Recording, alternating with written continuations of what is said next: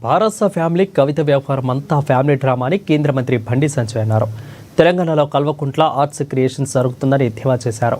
బారాసాలో చార్ పత్తా ఆట నడుస్తుందని అన్నారు. కల్వకుంట్ల సినిమాకు ప్రొడక్షన్ చేస్తున్నది కాంగ్రెస్ అని అన్నారు.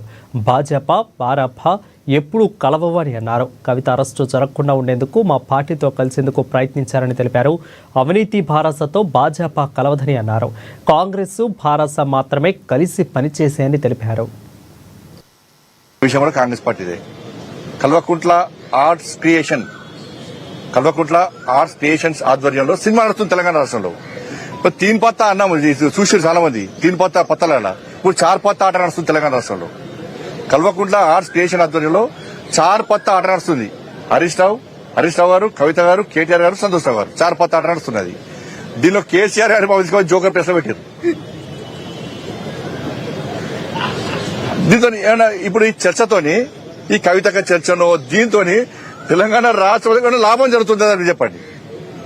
ఇది సమస్య అనేది తెలంగాణ రాష్ట్ర ప్రజలు తెలంగాణ రాష్ట్రంలో మీడియాలో డిబేట్ పెట్టి చర్చించే సమస్య అనేది చెప్పండి. ఇంకా ఆరోగ్యాల గురించి చర్చ జరగాలని గీ లెటర్లు చిట్ చాట్ల పేరుతోని ఇదేం పద్ధతి? వాళ్ళ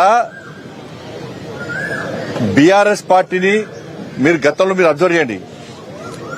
బీఆర్ఎస్ పార్టీకి సంబంధించిన శాసనసభ్యులు చాలా మంది బీజేపీకి టచ్ లోకి వచ్చినప్పుడు బీఆర్ఎస్ పార్టీ ప్రభుత్వ ఆధ్వర్యంలో కేసీఆర్ గారు చేస్తుంటే టక్కన మీటింగ్ పెట్టి ఏమన్నా బీజేపీతో కలుస్తుంటే నాకు కేంద్ర మంత్రి ఇస్తున్నా చెప్పుకోవడం లేదా? ఒక గదే జిమ్మికులు ఇవన్నీ కూడా.